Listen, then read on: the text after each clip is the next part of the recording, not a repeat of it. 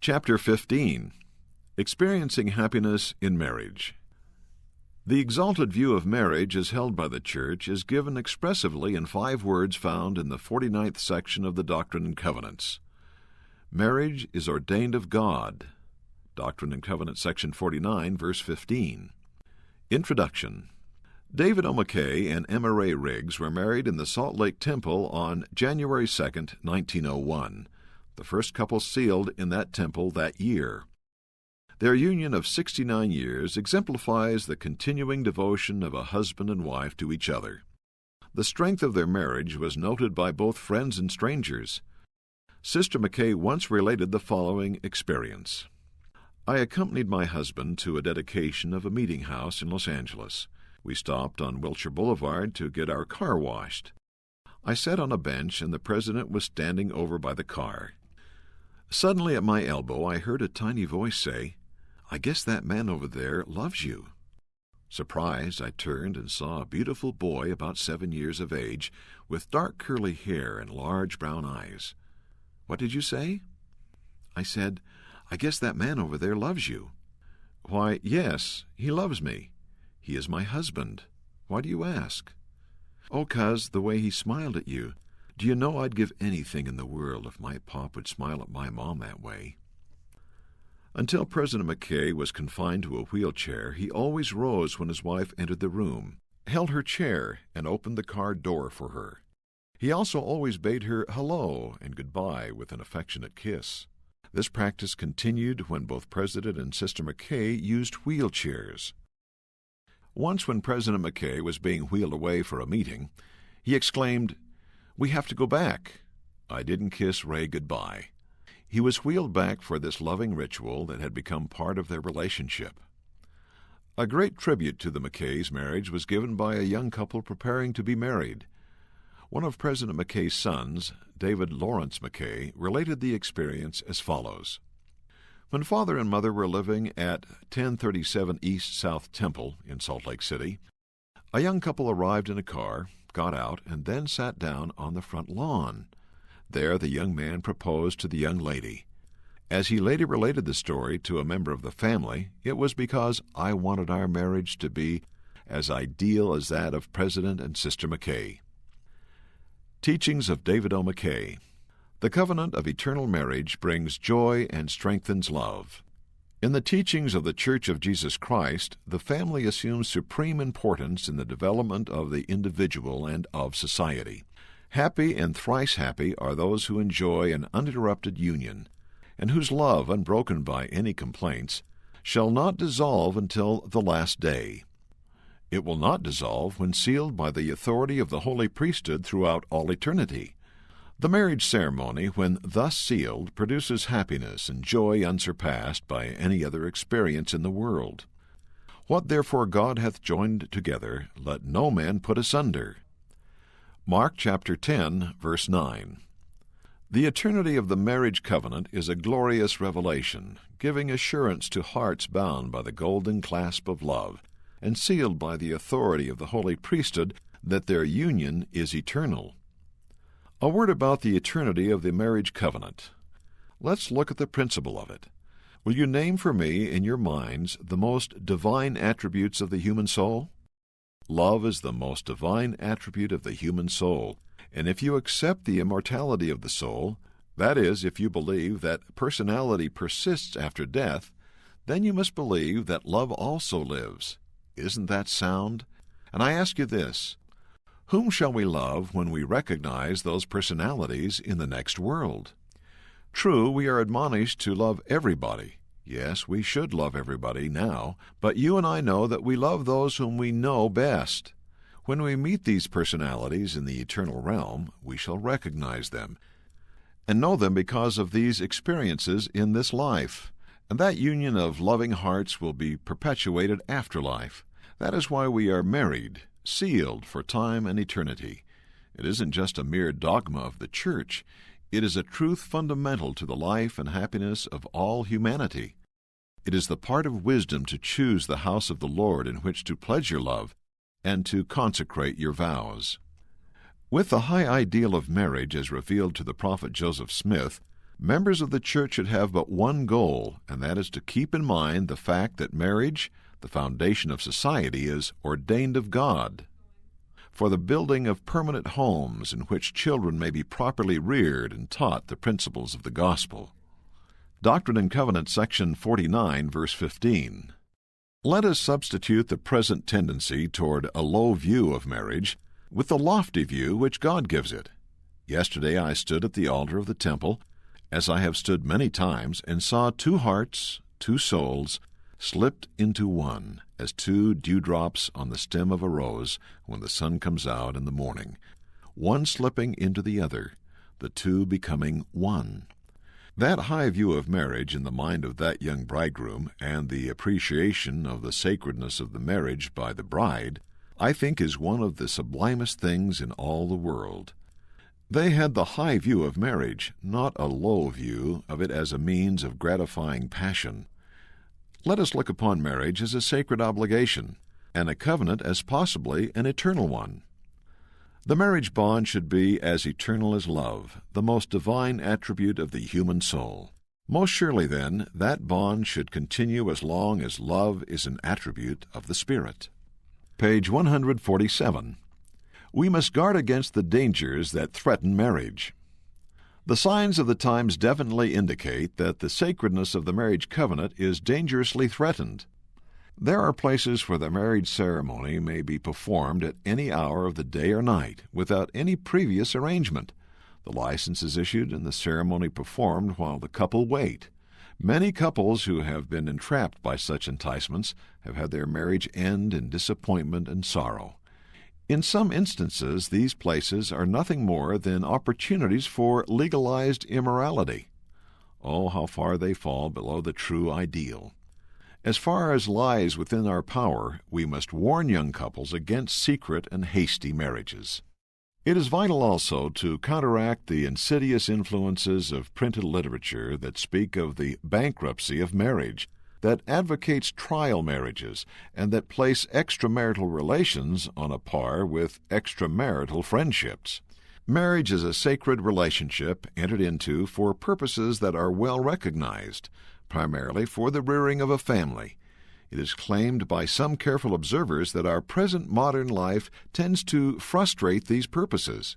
Sometimes men and women with low ideals and weakened wills permit their passions, like unbridled steeds, to dash aside judgments and self-restraint, and to cause them to commit sin that may sear their conscience and leave in their hearts an everlasting regret.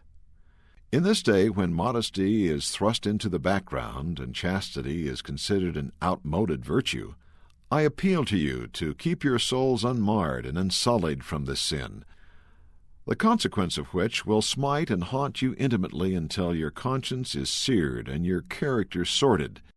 Remember, too, the significance of the Savior's saying that if any shall commit adultery, even in his or her heart, he shall not have the Spirit, but shall deny the faith, and shall fear. Doctrine and Covenants, section 63, verse 16. 24 years ago, when the steamship Marama dropped anchor outside the coral reef that surrounds the island of Rarotonga, a passenger desiring to go ashore asked the captain why he did not sail nearer to the wharf.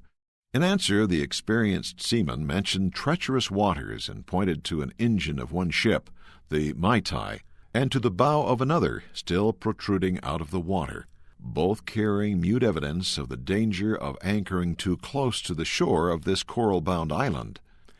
"We anchor here," said the captain, "because it is safer to avoid being dashed to pieces, as were those two vessels, hulls of which lie on those dangerous reefs."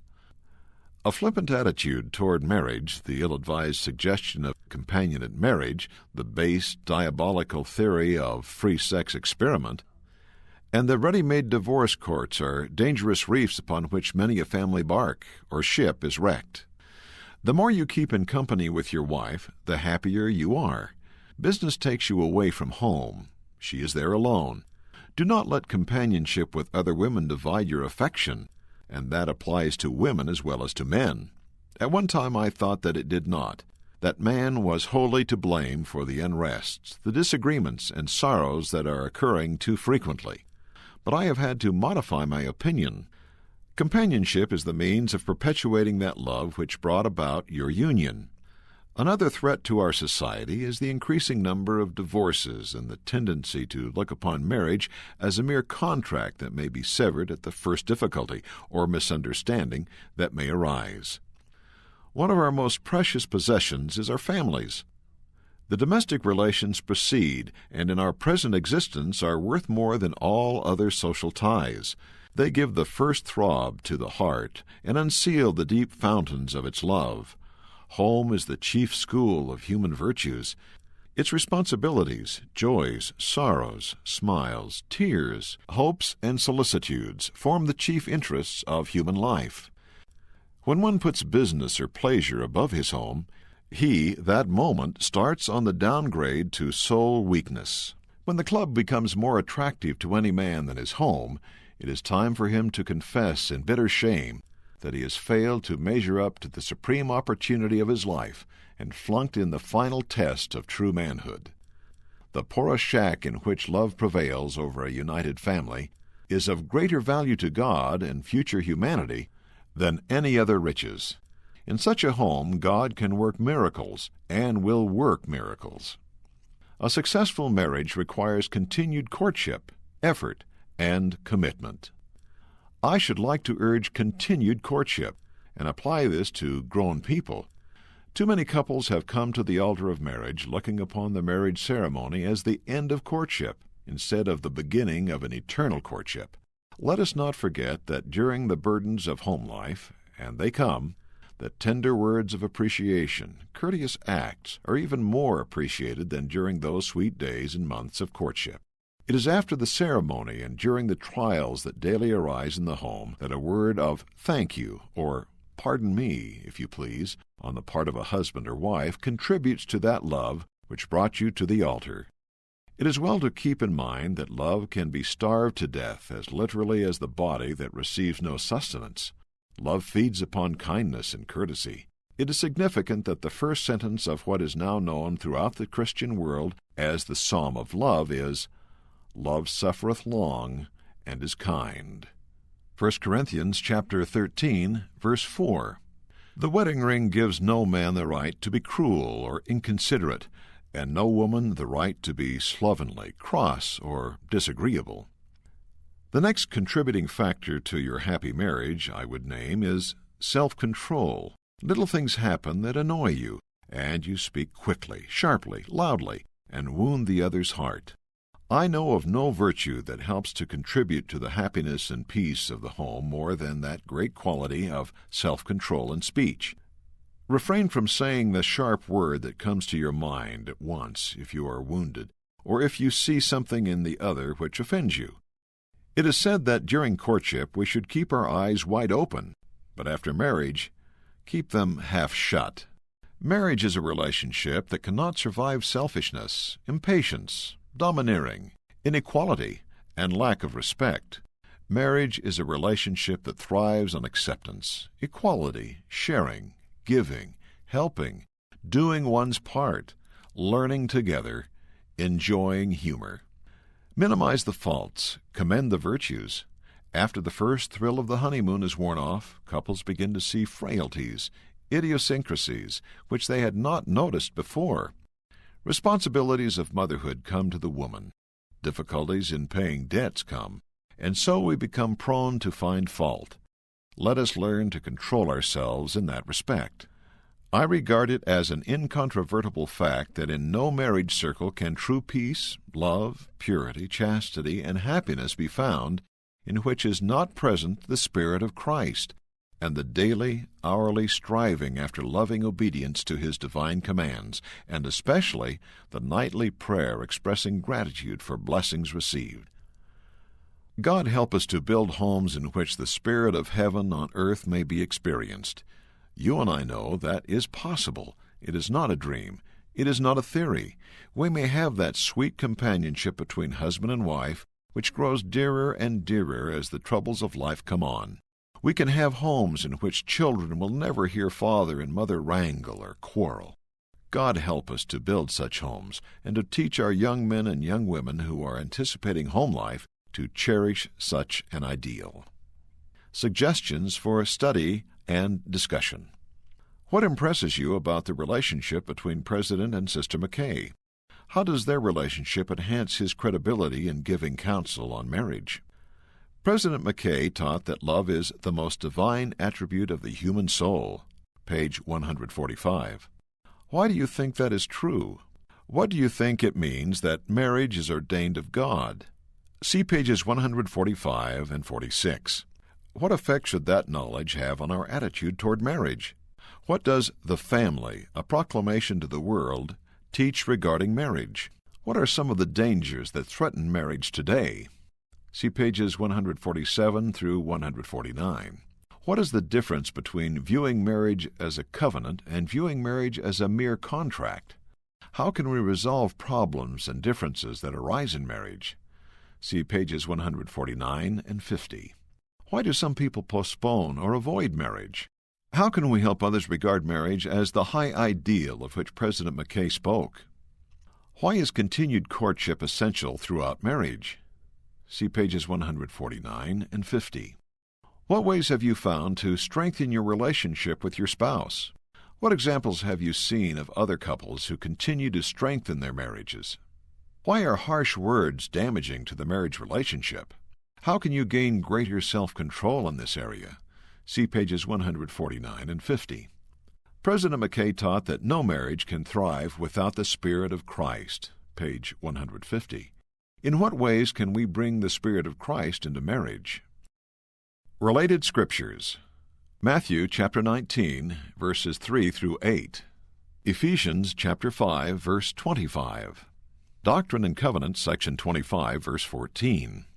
Doctrine and Covenants, section 42, verse 22. Doctrine and Covenants, section 49, verses 15 through 17. Doctrine and Covenants, section 131, verses 1 through 4. End of chapter 15. Experiencing Happiness in Marriage.